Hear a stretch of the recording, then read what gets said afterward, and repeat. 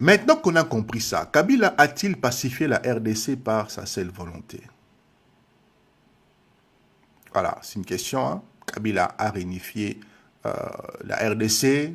Kabila était jeune, il avait 29 ans, il a mordu sur sa chic, il a travaillé et le pays s'est réunifié. Voyons voir un peu ces discours si ça rencontre la réalité.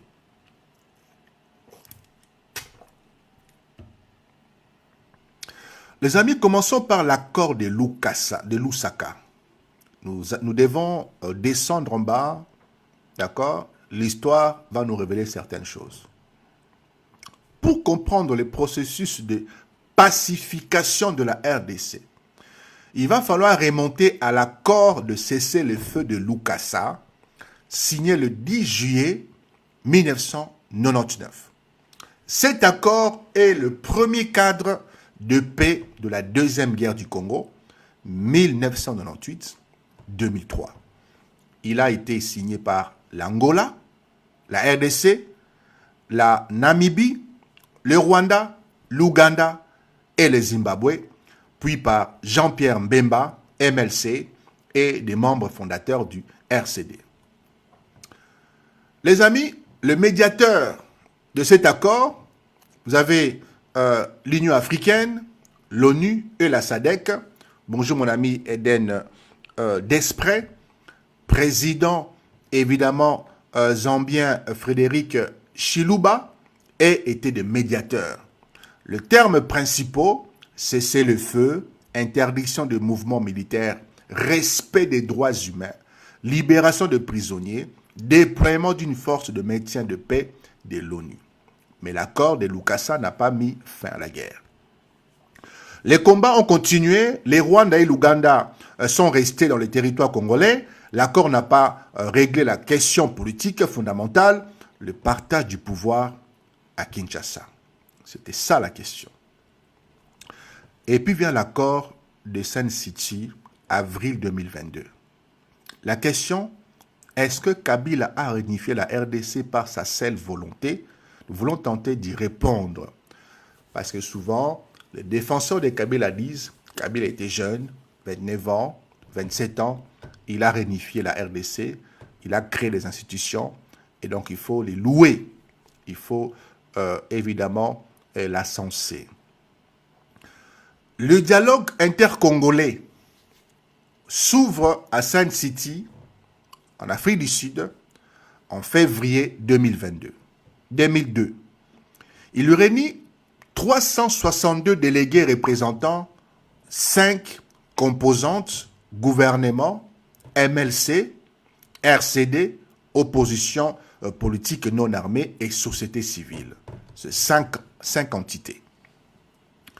Le 19 avril 2002 plutôt, un accord partiel est signé entre le gouvernement de Joseph Kabila, le MLC de Jean-Pierre Mbemba, soutenu par l'Ouganda, une partie de l'opposition politique non armée et une partie de la société civile. C'est que l'accord de Sun City prévoyait, Joseph Kabila reste président, Jean-Pierre Mbemba devient le Premier ministre, 4 vice-présidents sont prévus, un du gouvernement, un du MLC, un du RCD, un de l'opposition. Mais le RCD, Rassemblement Congolais pour la démocratie, soutenu par les Rwandais, a refusé de signer l'accord. Le RCD est exclu du partage du pouvoir. Cette exclusion est le point de départ d'une escalade politique qui va conduire à l'alliance la plus controversée de l'histoire politique congolaise. Et là, les amis, quand on veut tabler sur l'histoire, on va tabler sur l'histoire, puisque si vous ne connaissez pas votre histoire, alors vous allez marcher dans l'aveuglette, dans l'obscurité, l'obscurantisme. Tablons sur l'histoire, sans émotion, sans partisanerie, sans prise de position. Racontons simplement les faits. Ok? Les amis, je vais vous raconter les faits, ce qui s'est passé.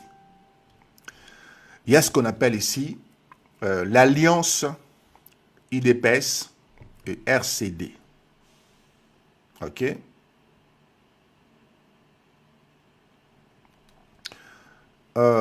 Monsieur Sun City 1, RCD n'avait pas signé l'alliance. N'avait pas signé l'accord. Donc, l'alliance entre UDPS et RCD, les calculs politiques de Etienne Tshisekedi.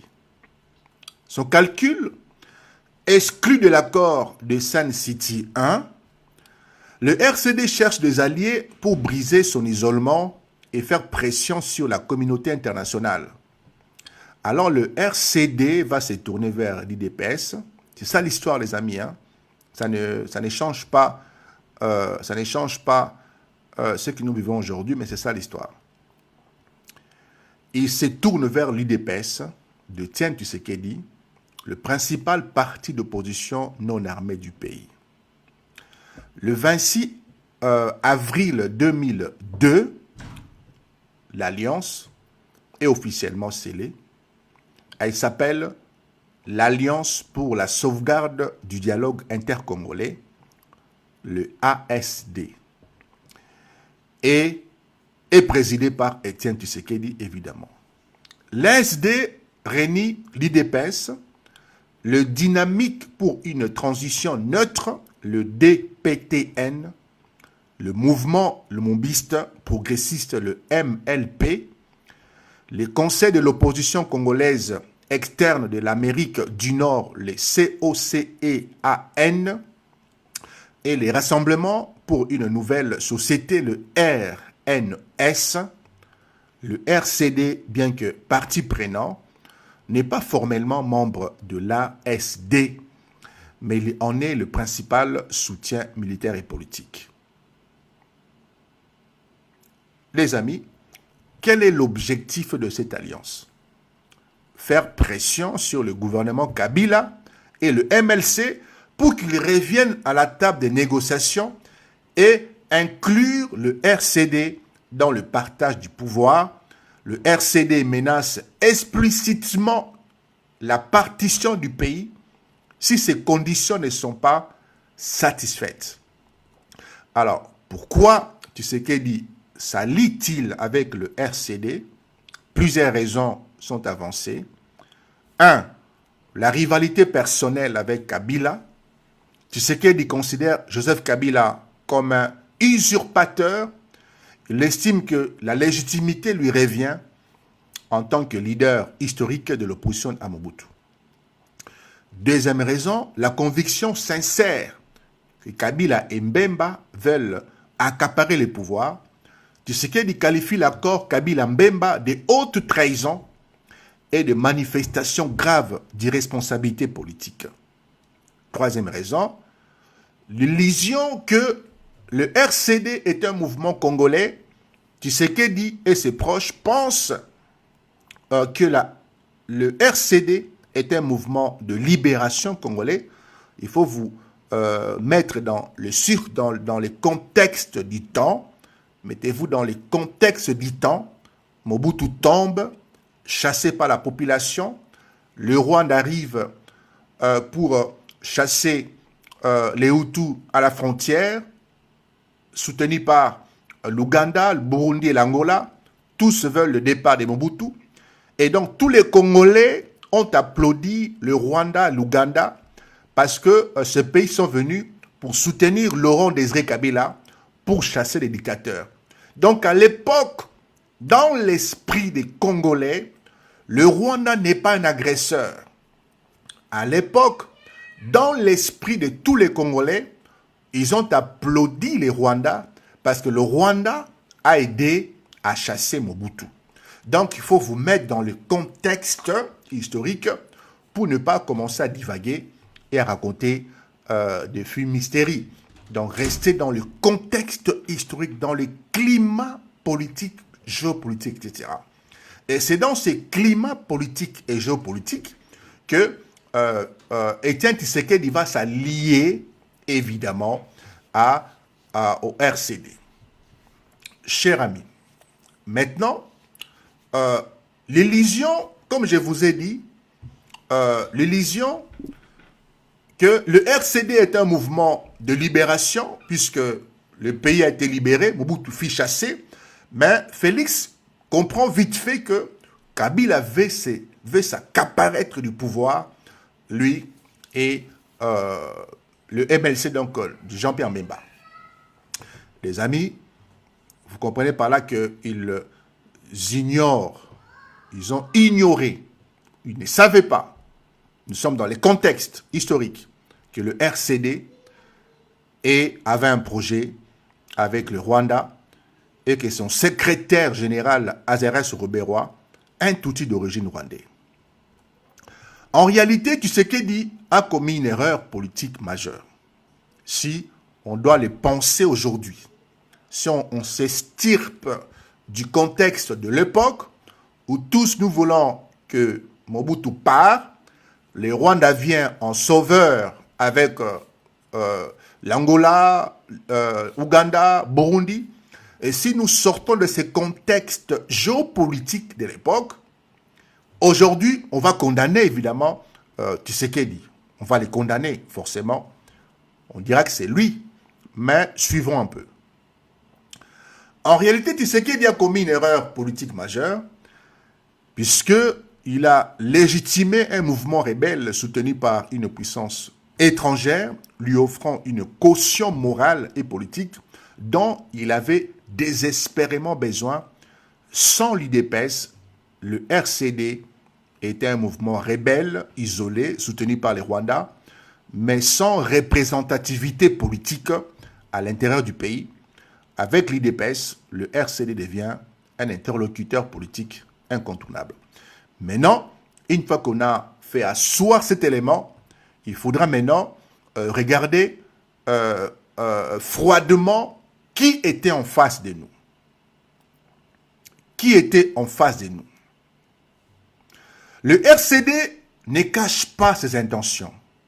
Son porte-parole, Moulamba, déclare que si le gouvernement et le MLC vont de l'avant sans le RDC, cela conduira à la partition du Congo. Cette menace n'est pas une simple rhétorique, les amis. Le RCD contrôlait militairement l'est du pays, soutenu par l'armée rwandaise, complètement, qui est présente sur le terrain. Une partition de la RDC avec un État Tutsi à l'est est un scénario que le Rwanda voulait. Sérieusement, c'était le projet de Kagame. En juillet 2002, des mouvements de troupes rwandaises et du RCD sont signalés près de la frontière zambienne à Moba, dans le nord du Katanga. Le porte-parole de l'ONU, Amadou Toéré, déclare « Nous avons entendu qu'il y a entre 400 et 500 soldats rwandais et rebelles près de Moba, et c'est très inquiétant si cela marque le début d'une offensive. » Et donc la menace de partition est donc réelle et crédible. Réelle et crédible, le Rwanda est prêt à partitionner la RDC pour créer un État tampon qui garantirait sa sécurité et lui donnerait un accès direct aux ressources minières de l'Est. Cher ami,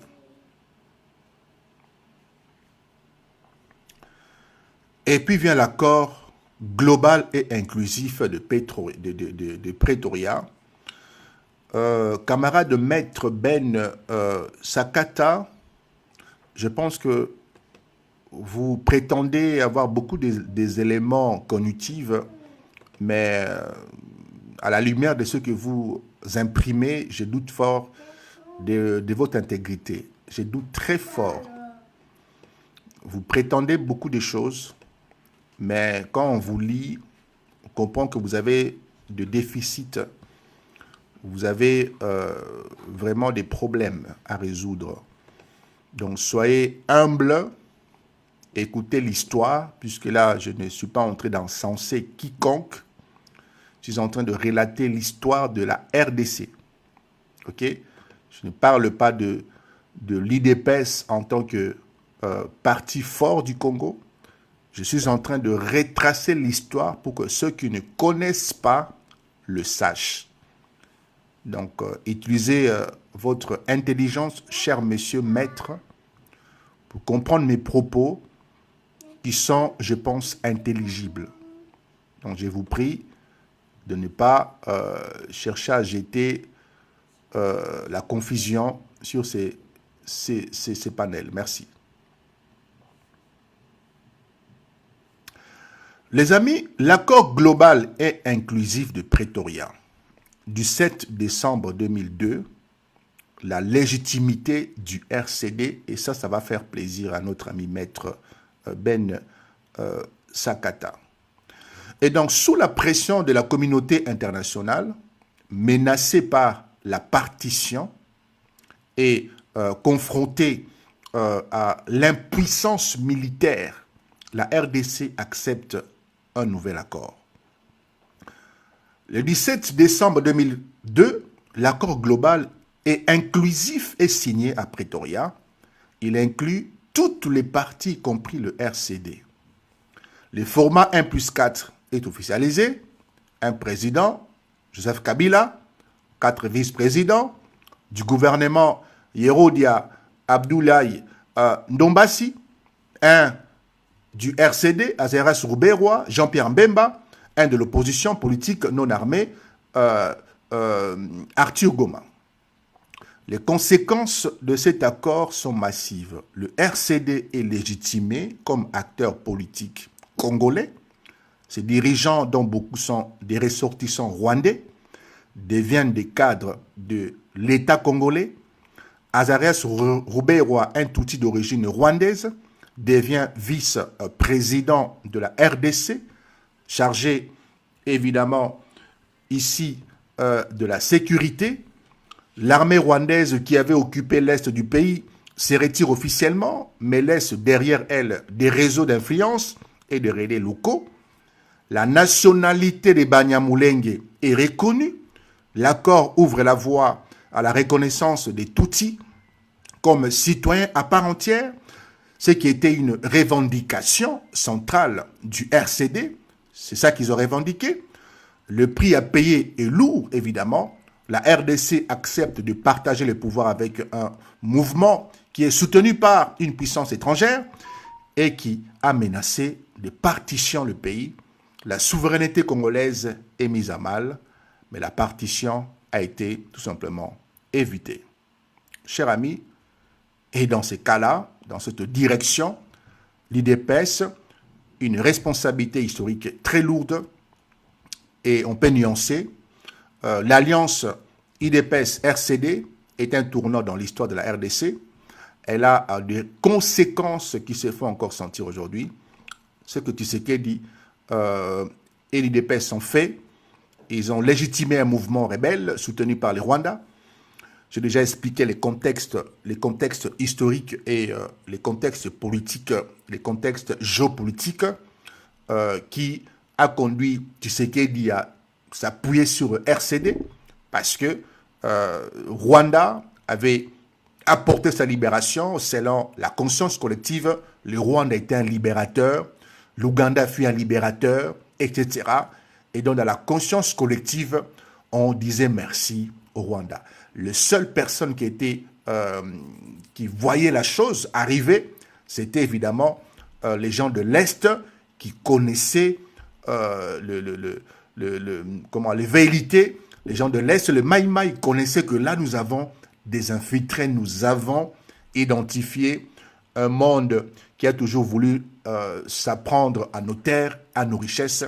Donc, eux, le Maï-Maï, connaissaient l'histoire parce qu'ils ont porté la résistance. Les amis, ils ont légitimé, évidemment, un mouvement rebelle soutenu par les Rwandais. Ils ont ouvert la voie à l'intégration des Tutsis rwandais dans l'appareil de l'État congolais. Ils ont permis que les étrangers deviennent des décideurs politiques en RDC. Ils ont contribué à la création d'un précédent. Des groupes armés soutenus par l'étranger peuvent obtenir le pouvoir par la négociation sans être vaincus. Ce que Tshisekedi et l'IDPS n'ont pas fait, Ils n'ont pas reconnu que le RCD était un instrument de l'occupation rwandaise. Ça, je ne pense pas qu'ils ont reconnu ça. Ils n'ont pas mesuré les conséquences à long terme de leur alliance. Ils n'ont pas compris que légitimer le RCD, c'était légitimer la présence rwandaise en RDC, dont la responsabilité de Tshisekedi est donc lourde à ce niveau-là. Ça, c'est l'histoire. Hein. Il a agi par calcul politique, par rivalité personnelle avec Kabila, et peut-être par naïveté, comme tous les Congolais à l'époque. Hein. Mais les faits sont là. Sans l'IDPS, le RCD n'aurait jamais obtenu la légitimité politique qui lui a permis de devenir un acteur incontournable du processus de paix. Maintenant, si l'IDPS n'intervenait pas, c'était la partition de la RDC, puisque c'était ça les projets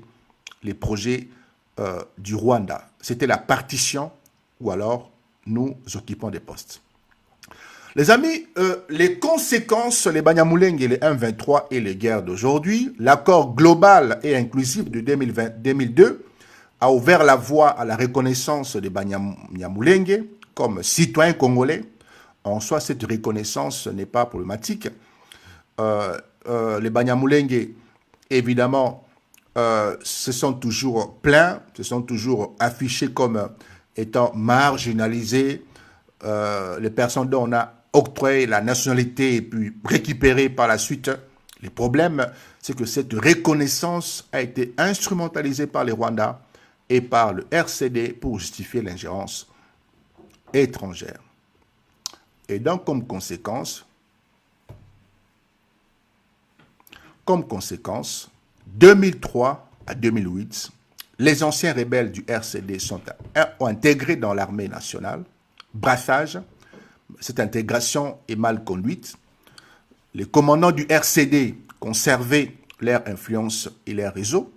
2009, la rébellion du CNDP, Congrès national pour la défense du peuple, dirigée par Laurent Nkunda, éclate. Elle est composée d'anciens du RCD et est soutenue par les Rwandais. Un accord de paix est signé le 23 mars 2009. 2012-2013, le M23, mouvement du M23, 23 mars, composé d'anciens du RCD, se révolte à nouveau. Il est soutenu par les Rwandais. Il est vaincu en 2013 grâce à la brigade de l'intervention de l'ONU. 2021-2026, le M23 renaît et reprend les armes. Il contrôle une partie du Nord Kivu. Il est soutenu toujours par les Rwandais, la RDC et les nouveaux en guerre. Chers amis, une fois que nous comprenons ça, nous allons maintenant passer au chapitre suivant. Les gens disent Kabila a vaincu le 1-23 parce que Kabila était un chef de guerre. Il avait une force dont le président actuel ne possède pas. Et si Kabila a vaincu en tant que le chef des armées, pourquoi est-ce que Félix n'arrive pas à vaincre le 1-23?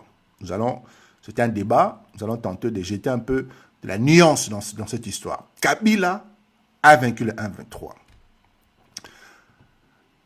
Le 6 mai 2012, des officiers de forces armées de la République démocratique du Congo, FARDC, entrent en rébellion contre le gouvernement congolais. Ils se retirent de l'armée nationale avec leurs hommes et créent un nouveau mouvement armé. Ces officiers ne sont pas inconnus, ce sont des anciens rebelles du Congrès national pour la défense du peuple, le CNDP, qui avait été intégré dans l'armée congolaise en 2009, à la suite d'un accord de paix signé entre le CNDP et Kinshasa. Pourquoi se mutinent-ils? Ils estiment que le gouvernement congolais ne respecte pas les modalités de l'accord de 2009. Les promesses d'intégration, de promotion et de paiement des soldes n'ont pas été tenues. Le 23 mai 2012, la rébellion adopte officiellement les noms de mouvement du M23 en référence à la date de l'accord de paix qu'elle accuse le gouvernement d'avoir violé. Donc, ceux du 2009, c'est les mêmes personnes qui renaissent, qui ressurgissent en 2012. Donc, ce n'est pas deux groupes distincts, ce sont les mêmes personnes. Alors, ce que révèle le fait, le M23 n'est pas né de rien. Le M23 est le produit direct d'un processus de paix mal mené où l'intégration des anciens rebelles dans l'armée nationale, le brassage, a été superficiel et n'a pas réglé les problèmes structurels. Puis le soutien extérieur, ce que disent les rapports de l'ONU de 2012, les rapports des Nations Unies documentent de manière massive et circonstanciée le soutien du Rwanda et dans une moindre mesure de l'Ouganda au M23. Le rapport final du groupe d'experts de l'ONU, novembre 2012, il contient des preuves que le Rwanda a violé l'embargo sur les armes des Nations Unies en transférant des armes, des munitions et du matériel militaire au M23. Des responsables militaires rwandais soutenaient le M23 en recrutant des civils au Rwanda et en fournissant une logistique des renseignements et des conseils politiques. Les amis, les conclusions sont accablantes. Le gouvernement rwandais, avec le soutien d'alliés au sein du gouvernement ougandais, a créé, équipé, formé, conseillé et directement renforcé et commandé la rébellion du M23. Le détail opérationnel, les dirigeants du M23 reçoivent des ordres militaires directs du chef d'état-major de la défense rwandaise, le général Charles Kayonga, qui agit lui-même sur instruction du ministre de la Défense, le général James Kabarebe. Kabarebe a été identifié par l'ONU en 2012 comme le principal cerveau du M23. Les livraisons d'armes, le financement, la création du Rwanda, la réaction du Rwanda, mais la communauté internationale a jugé les preuves convaincantes. Le gouvernement britannique a décidé ou a déclaré « Nous jugeons l'ensemble des preuves de l'application rwandaise avec le M23 en RDC crédible et convaincant. »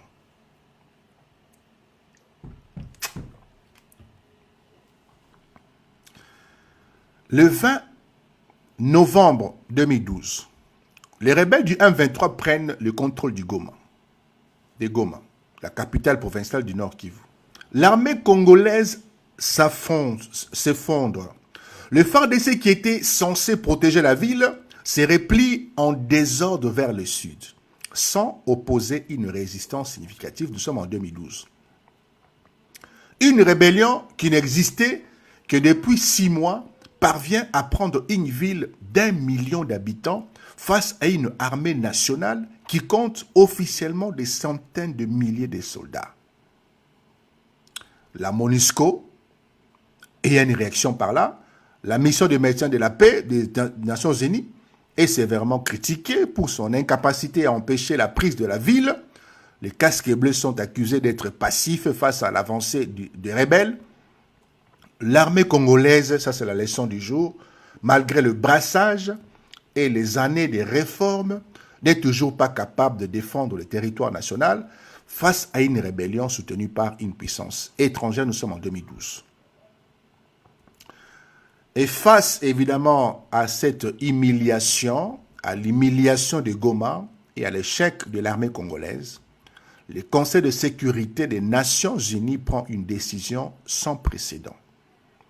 Le 28 mars 2013, le Conseil de sécurité adopte à l'unanimité la résolution 2098.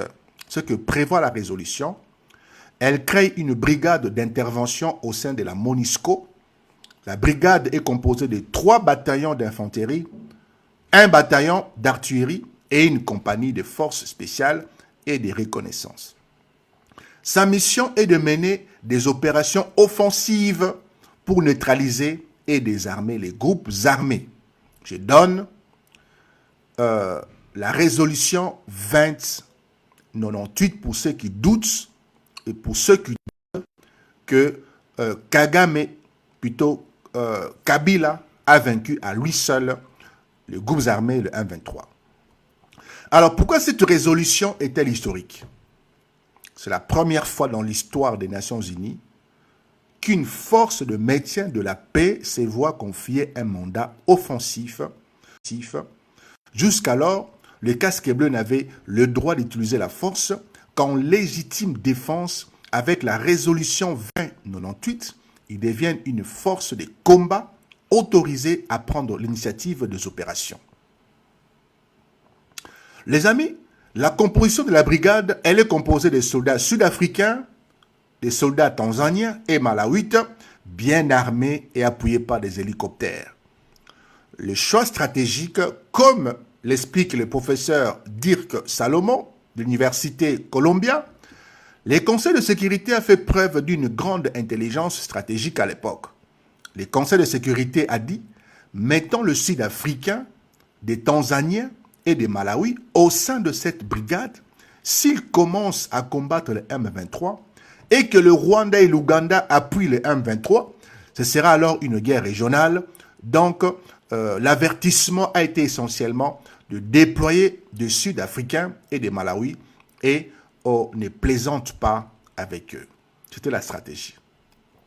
Donc, le déploiement de la brigade d'intervention commence en juillet 2013. Dès le mois d'août, les opérations conjointes entre le FARDC et la brigade d'intervention débutent contre le M23. La priorité de la coalition est nette. La brigade d'intervention apporte une puissance de feu et une capacité de commandement que l'armée congolaise ne possédait pas, ne pouvait pas en avoir. Les soldats sud-africains, tanzaniens et malawites sont bien entraînés, bien équipés et bénéficient d'un soutien aérien des hélicoptères que le FARDC n'avait pas. Kinshasa réorganise ses troupes et ses structures le commandement au Nord Kivu. François Olenga prend la tête des forces terrestres congolaises, remplaçant Gabriel Amissi. Sur le terrain, Lucien Bayuma et Mamadou Ndala, deux commandants plus énergétiques que leurs prédécesseurs, mènent des opérations au sol. Les résultats, en un peu plus de 2 semaines, le FARDC, appuyé par la brigade d'intervention, chasse les rebelles de leurs bastions et reprennent les dessus. Le 5 novembre 2013, le M23 annonce son abandon de la lutte armée. Le mouvement cesse d'exister en tant que mouvement politico-militaire vaincu par le FARDC et la MONUSCO. Chers amis, le secrétaire général de l'ONU, Ban Ki-moon, reconnaît le rôle décisif de la brigade d'intervention. Elle va demeurer un élément crucial dans le cadre du soutien au processus de paix global et de la protection de la population civile. Les observateurs internationaux saluent une victoire. C'est la première victoire de l'armée congolaise contre une rébellion importante depuis la fin de la sécession du Katanga. C'est aussi le premier succès de la brigade d'intervention offensive de la MONUSCO.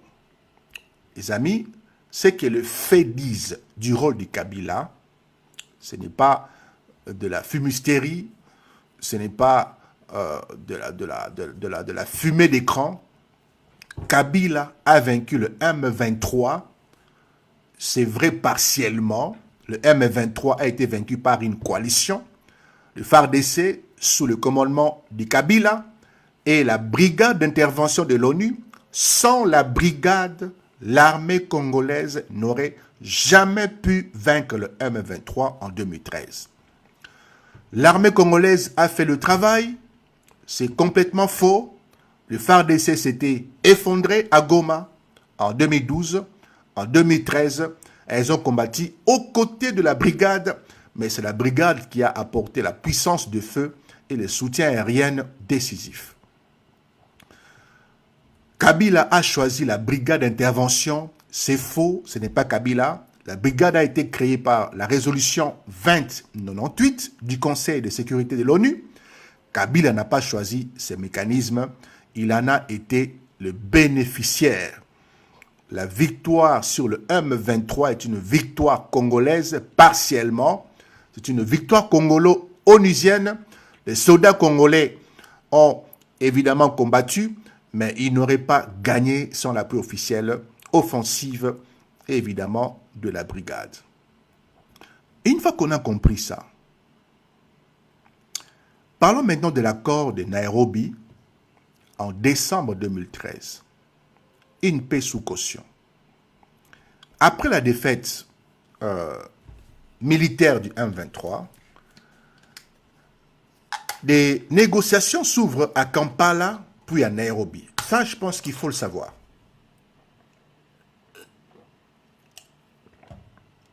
Pour comprendre la suite.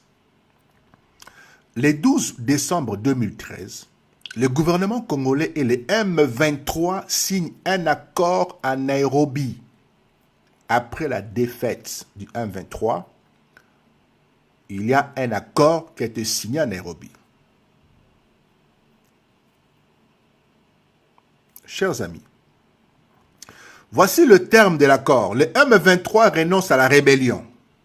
Une amnistie est accordée aux membres du M23, mais seulement pour les actes de guerre et d'insurrection, pas pour des crimes de guerre, les violations des droits humains ou les crimes contre l'humanité. Les membres du M23 détenus par le gouvernement pour des actes de guerre et de rébellion sont libérés. Vous comprenez? Les membres du M23 détenus par le gouvernement pour des actes de guerre et de rébellion sont libérés. Quatrièmement, des engagements de sécurité transnationaux sont prévus pour le désarmement. Ce que révèle cet accord, le M23 n'est pas anéanti. Il est dissous politiquement et militairement. Mais ces combattants sont amnistiés et peuvent retourner à la vie civile ou préparer un retour en force, comme cela s'est produit en 2021. Vous avez compris? Le M23 n'est pas anéanti, il est dissous politiquement et militairement. Ces combattants ont reçu l'amnistie et peuvent retourner à la vie civile ou alors rester là et préparer un retour en force soutenu par le M23. Les amis, ce qui suit est un fait établi par une enquête de Human Rights Watch. C'est un fait établi. Donc, en 2013, le M23 est dissous, d'autres sont amnistiés, et donc ils sont tranquillement au Rwanda, ils sont tranquillement en Ouganda. En décembre 2016, 3 ans après, alors que Kabila refuse de quitter le pouvoir, à la fin de son deuxième mandat constitutionnel, des manifestations éclatent à travers le pays. La répression est brutale, les forces de sécurité congolais tuent au moins 62 personnes et on arrête des centaines d'autres entre le 19 et le 22 décembre 2016. Mais ce n'est pas tout. Human Rights Watch documente que des officiers supérieurs de forces de sécurité congolaises ont mobilisé au moins 200 anciens combattants rebelles du Rwanda et probablement bien plus que ça, depuis l'Ouganda et les Rwanda voisins, afin de protéger Kabila et d'aider à étouffer les manifestations anti-Kabila. Ce sont des enquêtes. Je n'invente rien. Le détail du recrutement. Les combattants du M23 ont été recrutés entre octobre et début décembre 2016 dans des camps militaires et des réfugiés en Ouganda et au Rwanda. Une fois en RDC, ils ont été déployés à Kinshasa, à Goma, à Lubumbashi. Ils ont reçu de nouveaux uniformes et des armes et ont été intégrés dans la police, l'armée et des unités de garde républicaines. Ils ont reçu des ordres explicites d'utiliser la force létale, y compris à bout portant si nécessaire. De nombreux combattants du M23 ont été déployés pour faire la guerre à ceux qui voulaient menacer le maintien au pouvoir de Kabila. a raconté un combattant à Human Reshwar. Nous avons reçu l'ordre de tirer immédiatement à la moindre provocation des civils, a expliqué un autre. La suite est que bon nombre de combattants du M23 recrutés ont été renvoyés en Ouganda et au Rwanda à la fin du mois de décembre 2016. Mais ils ont été rappelés en 2017 pour des opérations spéciales, notamment dans les Kasaï, où sévissait la rébellion Kamwena Sapu, où il y a eu presque 4000 morts. Ce sont des combattants du M23 qu'on a acheminés au Kasaï pour aller défenestrer, pour aller évidemment calmer la rébellion de Kamwena Sapu. Et une fois qu'on a compris ça, et une fois qu'on a compris que le M23 n'a pas été vaincu par Joseph Kabila seul, il a été vaincu par la coalition composée par les FARDC et la brigade d'intervention de l'ONU, créée par la résolution 2098 du Conseil de sécurité. Ce que Kabila a fait, il a accepté la présence et le déploiement de la brigade d'intervention. Il a réorganisé l'armée congolaise pour qu'elle puisse combattre aux côtés de la brigade. Il a négocié un accord de paix à Nairobi, ce que Joseph Kabila n'a pas fait. Il n'a pas conçu la stratégie qui a vaincu le M23. C'est la résolution 2098.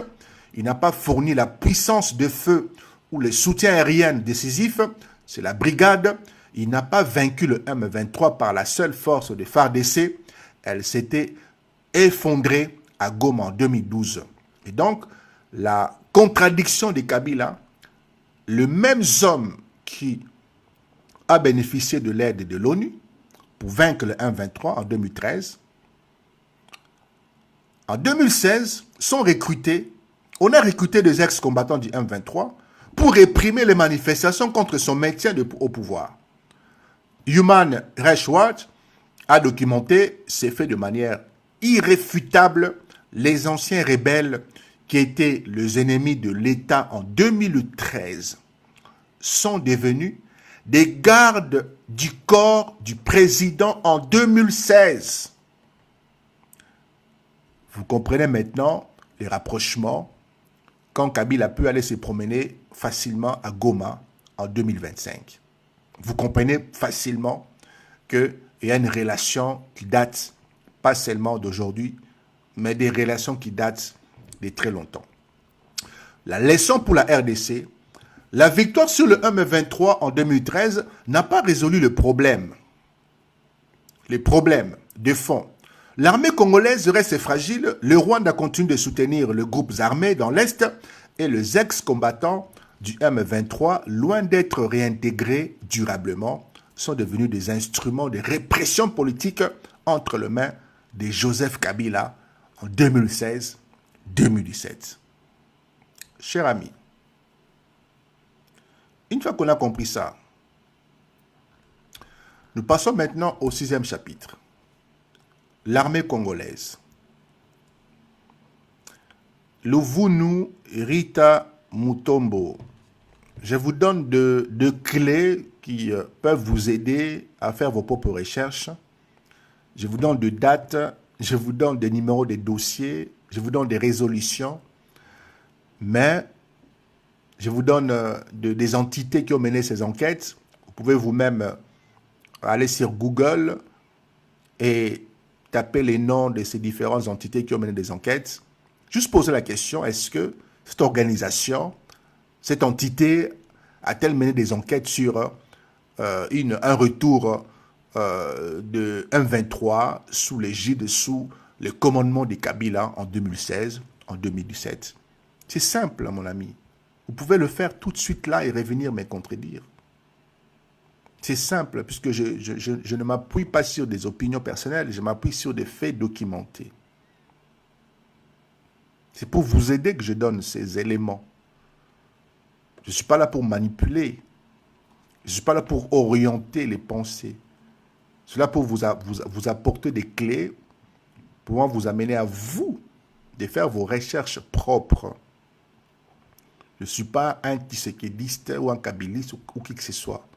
Moi, je fais mes recherches et je vous apporte mes recherches pour vous apporter de clés, vous apporter de bases sur lesquelles vous appuyez pour entreprendre vos propres recherches. C'est ça que je fais.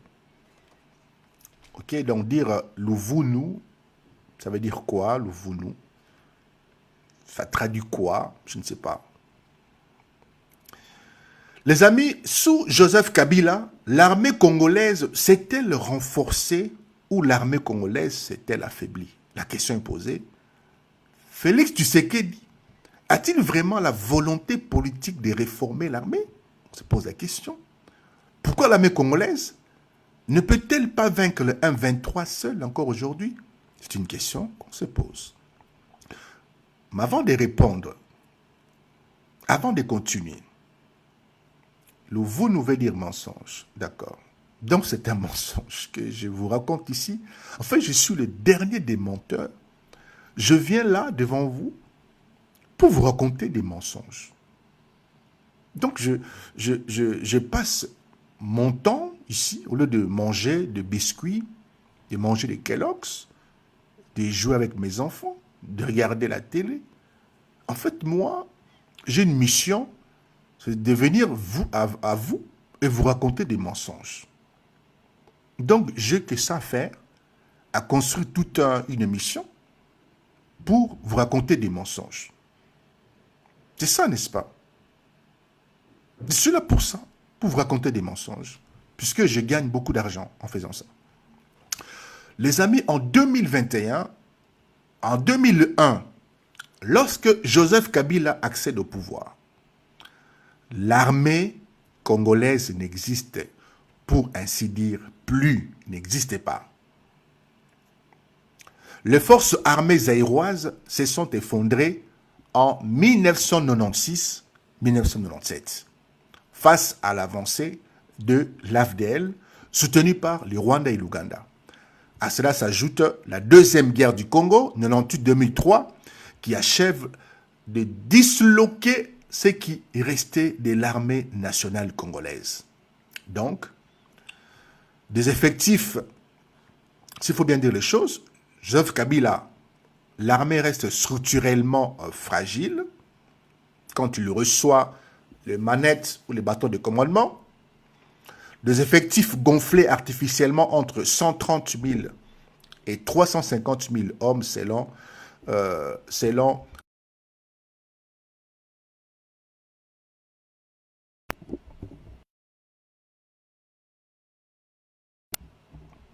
alors, un budget de la défense dérisoire de 330 millions de dollars en 2019, soit à peine 6% du budget national. Une succession de réformes sans vision à long terme, le plan Moya, force de réaction rapide, etc. Un brassage mal conduit, remplacé par un mixage qui a maintenu les allégations, les allégeances des ex-rebelles, une infiltration profonde par des éléments soutenus par les Rwandais, AFDL, RCD, CNDP, M23. La preuve ultime de cet échec est qu'en novembre 2012, le M23 prenne Goma sans rencontrer des résistances sérieuses. L'armée congolaise, pourtant forte, de centaines de milliers d'hommes s'effondre face à une rébellion de quelques milliers de combattants. Ce n'est qu'en 2013, grâce à la brigade d'intervention de l'ONU, résolution 2098, que le M23 est vaincu. L'armée congolaise sous Kabila est restée ce qu'elle était sous Mobutu, une armée de prédation plutôt qu'une armée de défense nationale, il faut le dire. Lorsque Félix Tshisekedi accède à la présidence en janvier 2019, il hérite d'une coalition avec Joseph Kabila, les Fronts communs pour la démocratie, le FCC, qui contrôle l'ensemble, l'Assemblée nationale, qui contrôle le gouvernement et surtout l'armée. Pendant 2 ans, Tshisekedi est prisonnier de cette coalition. Il ne peut pas gouverner librement et l'armée lui échappe pendant près de 2 ans. Lorsque Tshisekedi prend l'initiative de rompre la coalition, En janvier 2021, la rupture est consommée. L'enjeu militaire est central. Depuis son investiture, Tshisekedi a entamé une lente réorganisation des FARDC, encore largement contrôlée par les proches de l'ancien président Joseph Tshisekedi. Le chef d'État, major général de FARDC, le général Célestin Mbala Moussense, est en place depuis juillet 2018 et a été reconduit en mai 2019 par Tshisekedi lui-même. Les nominations au sein de la hiérarchie militaire restent largement influencées par les réseaux Kabila. Et en juin 2021, Tshisekedi dénonce publiquement des pratiques mafieuses et des magouilles au sein de l'armée. Il constate que les effectifs qui lui sont communiqués ne correspondent pas à la réalité sur le terrain et que le détournement d'argent et de matériel destiné aux militaires sont monnaie courante, mais ces dénonciations sont perçues par les observateurs comme un aveu d'impuissance du président, comme le souligne l'expert militaire Jean-Jacques Wendo. Tshisekedi a eu le courage de dénoncer, mais qu'il comprenne ces choses qui paraissaient pratiquement évidentes pour tout le monde, quelques temps après. Est-ce que cela révèle d'un discours politique pour se décharger de sa responsabilité de commandant suprême des armées? La question est posée. Face à cette situation, Tshisekedi annonce une réforme en profondeur de l'armée. Les efforts sont réels, mais ils se heurtent à l'ampleur du mal à guérir. Ce qui a été fait en 2021-2026. En octobre 2022, le général Christian Chiwewe Songesha remplace le général Célestin Mbala à la tête de l'armée de l'état-major général. En décembre 2024, Tshisekedi opère un remaniement majeur au sein de FARDC, remaniant la quasi-intégralité de son commandement militaire. En 2025, de nouveaux remaniements sont opérés.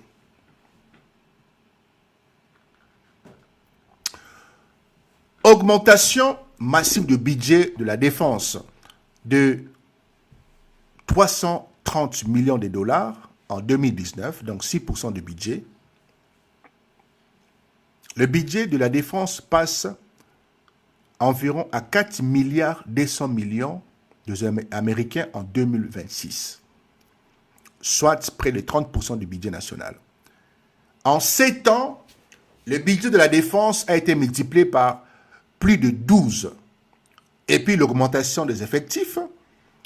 Les effectifs militaires des FARDC pour l'exercice 2026 connaissent une hausse significative estimée de plus de 20%, passant d'environ 134 000 soldats.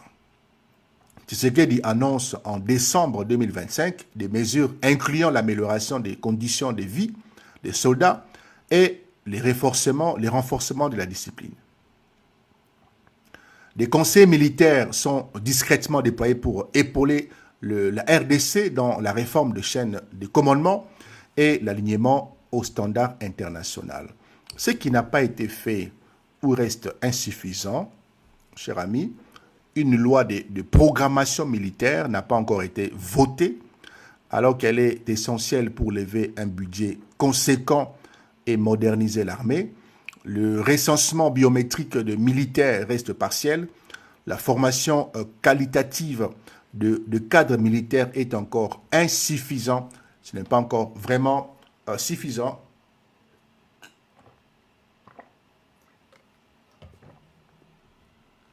Et les commandements restent désorganisés avec des chevauchements dans la chaîne de commandement et une absence d'unité de commandement. La restructuration des troupes déployées sur le terrain reste à faire. La plupart des troupes sont là depuis des années très longtemps. Les amis, quand nous parlons de la volonté politique, est-ce à dire que le président ne priorise pas la question de l'Est. Quand on dit il y a l'absence de la volonté politique. La réponse est non, il n'y a pas l'absence de la volonté politique de la part du président. Tshisekedi priorise clairement la question de l'Est. Il a augmenté le budget de la défense de manière spectaculaire. Il a remanié l'état-major à plusieurs reprises. Il a sollicité l'aide de la SADC et du Burundi. Il a acheté des armes à profusion. Il a dénoncé publiquement le magouille. Mais la volonté politique ne suffit pas face à l'ampleur du mal. Le vrai problème n'est pas un manque de volonté, c'est un problème de confiance et de capacité.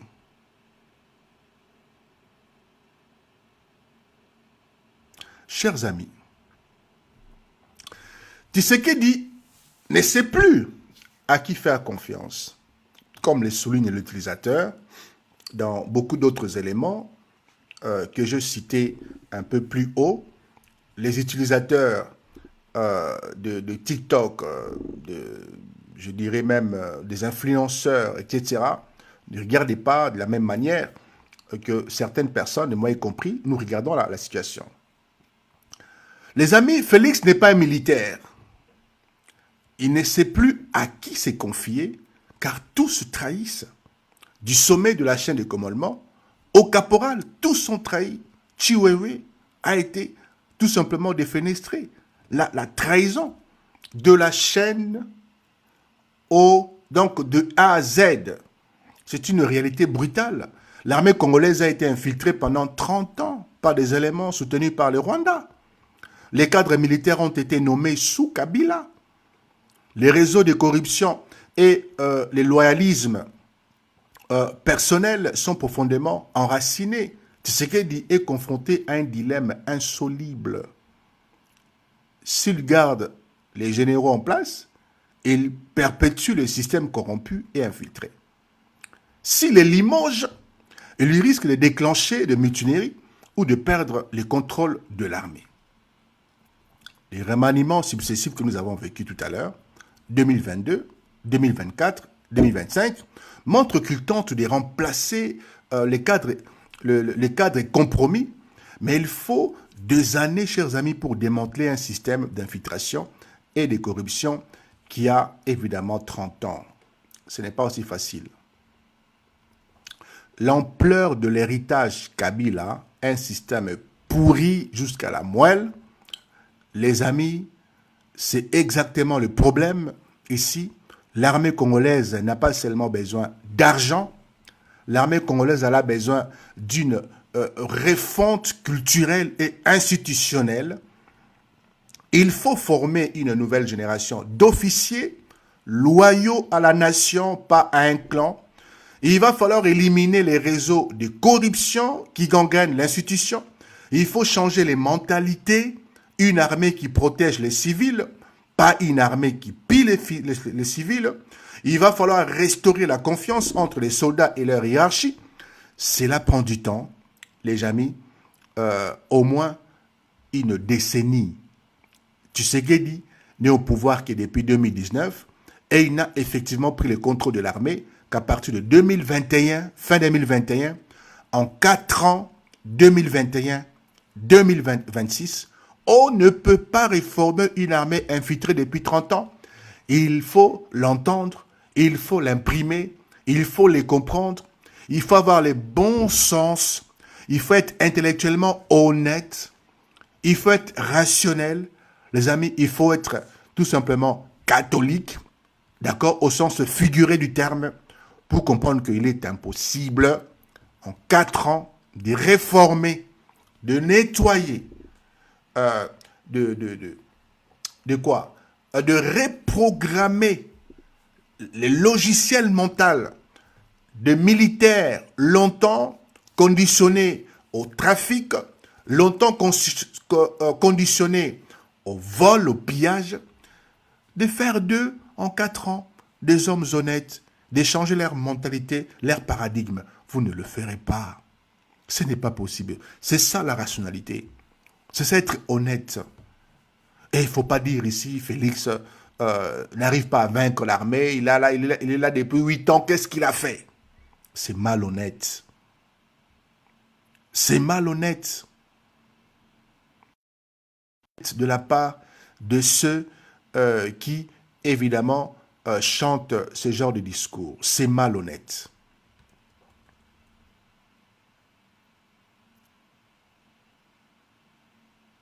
Les amis, nous comprenons quoi?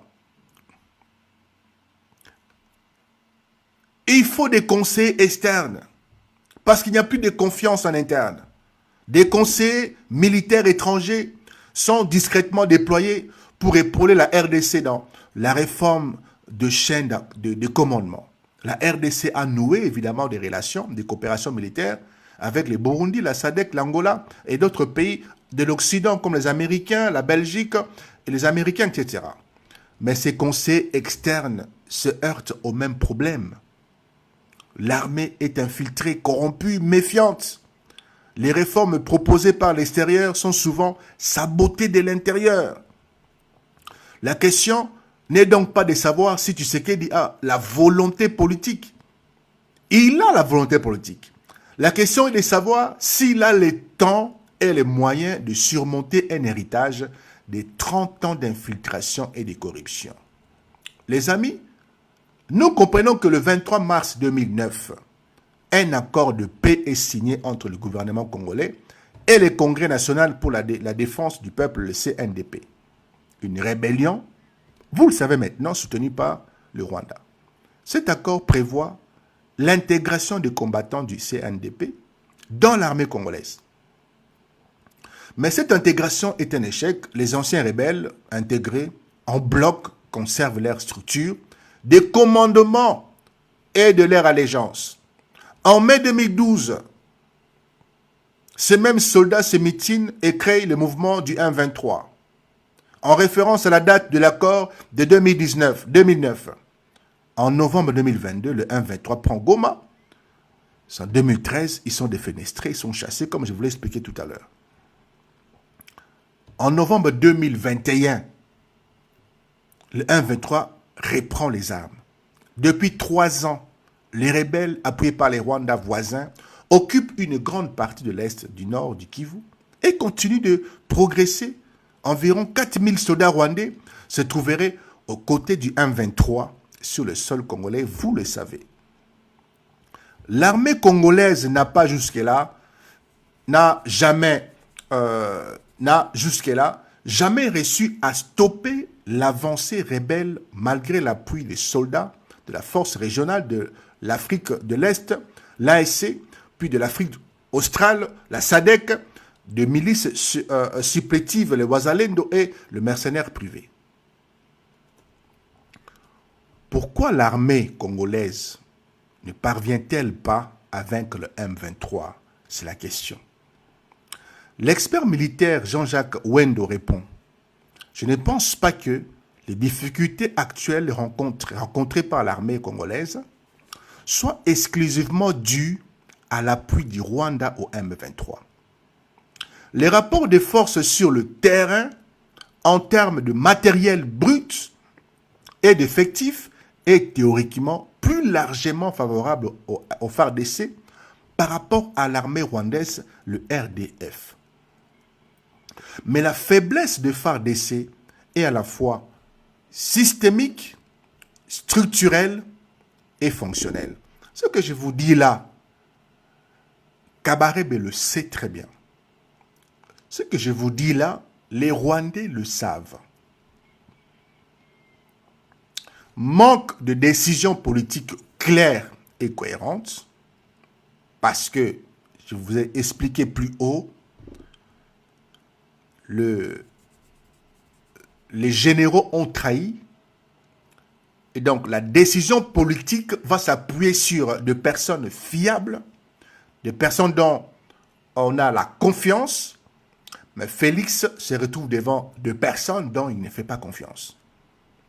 Il y a l'absence de vision stratégique globale, l'armée hétéroclite ayant intégré des groupes armés, il y a ce déficit de leadership militaire, parce que Tshisekedi n'est pas militaire.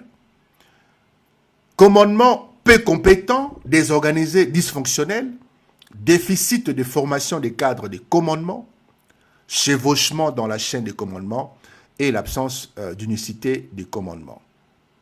En d'autres termes, l'armée congolaise est théoriquement plus forte, mais elle est structurellement incapable d'utiliser sa puissance. Elle est infiltrée, voici les raisons, corrompue, mal commandée, mal formée. 30 ans d'Iran, le Rwanda en revanche dispose d'une armée disciplinée, bien commandée et bien équipée, qui soutient le 1-23 de manière décisive. La question posée, est-ce que l'armée congolaise, après la rupture avec Kabila en 2021, pouvait objectivement gagner une guerre contre le 1-23 soutenu par les Rwandais? La réponse est non. Et la preuve est triple. Les amis, depuis octobre 2023, l'armée burundaise est déployée dans l'est de la République démocratique du Congo. Environ 10 000 soldats burundais sont déployés principalement dans le sud Kivu. En février 2025, un bataillon supplémentaire a été acheminé. Ils sont aujourd'hui près de 30 000 combattants, soldats, militaires burundais au Congo. Pourquoi les Burundis interviennent-ils? Le Burundi est directement menacé par l'avancée du 1-23 et du Rwanda. La capitale économique burundaise, Bujumbura, est située à quelques kilomètres de la frontière congolaise. Le président burundais, Evariste Ndayishimiye, a qualifié les Rwandais d'ennemis. Mais le fait que la RDC ait besoin de 10 000 soldats supplémentaires burundais et besoin de 30 000 soldats burundais pour combattre le 1-23 est un aveu d'impuissance. Si l'armée congolaise était capable, si Kabila avait laissé une armée capable, dissuasive, les gens disent que Kabila, Félix a dit publiquement qu'il a trouvé une armée organisée, une armée dissuasive, une armée forte. Si l'armée congolaise était aussi solide que prétendent les défendeurs de Kabila, que Kabila a laissé une armée organisée, les amis, elle n'aurait pas besoin aujourd'hui de troupes étrangères sur son sol. Si Kabila avait laissé une armée structurée, une armée formée, une armée disciplinée, aujourd'hui on ne parlerait pas du 1-23 à l'Est, même soutenu par le 1-23, même soutenu par le Rwanda. Cher ami, tu dis n'importe quoi, gloire, je dis n'importe quoi. D'accord. Donc, vous avez une armée organisée, une armée structurée, une armée disciplinée, et vous avez besoin d'une armée, l'armée du voisin, du Burundi, pour venir vous aider. Cette armée qui a été formée par Joseph Kabila, 18 ans au pouvoir, et nous avons besoin d'une armée étrangère, et vous dites que je dis n'importe quoi. Eh, Zambé. En tout cas, la mission de la SADC en RDC a été déployée le 15 décembre 2023. Elle a un mandat offensif, soutenir l'armée congolaise dans la neutralisation des groupes armés dans le M23. Et nous sommes en 2023. La composition est que des troupes sud-africaines, malawites et tanzaniennes. L'Afrique du Sud a déployé 2900 soldats. La force devait atteindre 5000 soldats, mais en octobre 2024, seulement 1300 étaient déployés sur le sol congolais. Mais la SAMI DRC a échoué à repousser le 1-23. Le 13 mars 2025, la SADC a mis fin au mandat de la mission. Depuis son déploiement, la force régionale a subi plusieurs pertes et n'a pas réussi à inverser la tendance.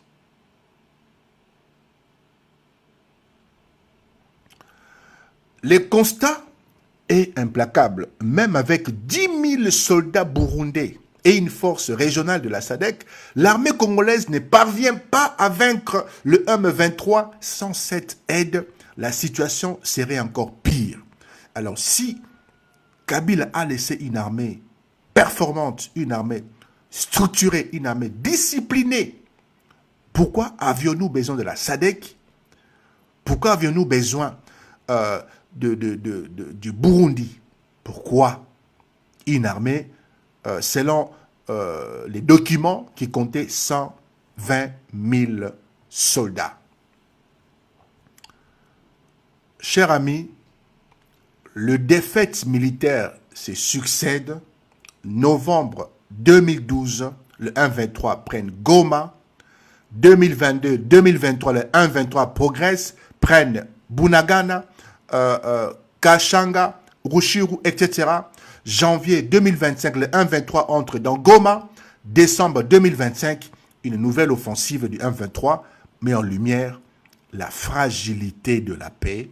Le constat est simple, l'armée congolaise, malgré ses effectifs 130 000 à 150 000 hommes, malgré son budget d'aujourd'hui de 4 milliards en 2026, de 30% du budget national, malgré les réformes, ne parvient pas à vaincre le 1-23. Elle est infiltrée, elle est corrompue, mal commandée, mal équipée, et elle fait face à une armée rwandaise disciplinée, bien commandée et bien équipée. Alors, les amis, pourquoi la coalition de 2013 a fonctionné et la coalition, la SADC qui est venue, où la présence du Burundi ne fonctionne pas? Pourquoi est-ce qu'en 2013, le 1-23 a été défaite avec une coalition qui impliquait aussi les Malawites, qui impliquait aussi la Tanzanie, qui impliquait aussi l'Afrique du Sud et la MONUSCO, l'armée congolaise? Pourquoi est-ce que 2013, le 1-23 a été défaite et pourquoi aujourd'hui non? Les amis, pourquoi la coalition de 2013 a chassé le 1-23 et ici, il n'y a rien qui se passe? La réponse tient à plusieurs facteurs. La brigade d'intervention de l'ONU de 2013, un mandat offensif, une puissance de feu décisif. En 2013, le Conseil de sécurité de l'ONU adopte la résolution 2093 qui crée une brigade d'intervention au sein de la MONUSCO. C'est la première fois dans l'histoire des Nations Unies qu'une force de maintien de la paix se voit confier un mandat offensif. La brigade d'intervention est composée de 3000 soldats sud-africains, tanzaniens et malawites. Elle dispose d'une puissance de feu et d'un soutien aérien, hélicoptère, etc., que l'armée congolaise ne possédait pas à l'époque. Et puis, la pression diplomatique sur le Rwanda est également forte. En 2013, les États-Unis, Royaume-Uni exercent de pression sur Kigali pour qu'il cesse son soutien au 1-23.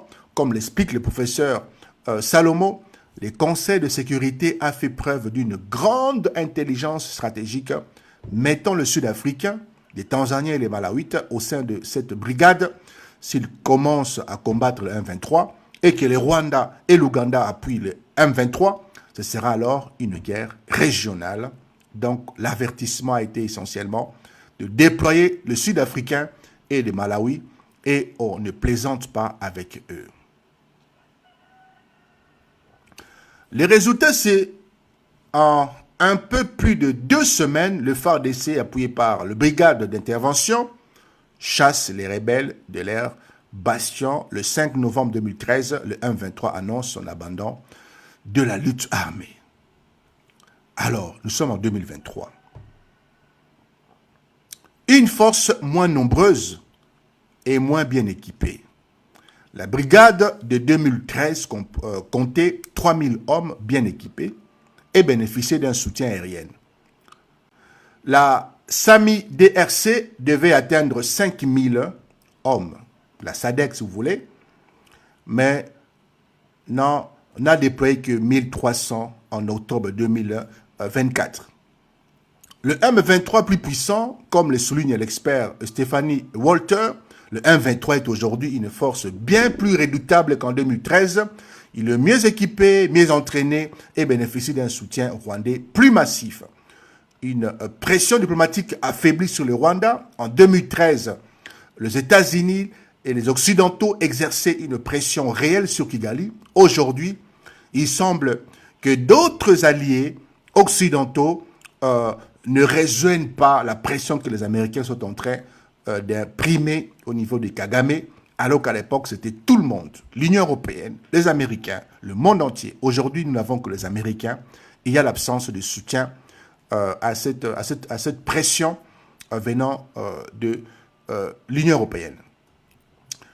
Aussi, une planification insuffisante. Un expert militaire estime que le déploiement semble être précipité et peut-être pas très bien planifié en raison de pression opérationnelle.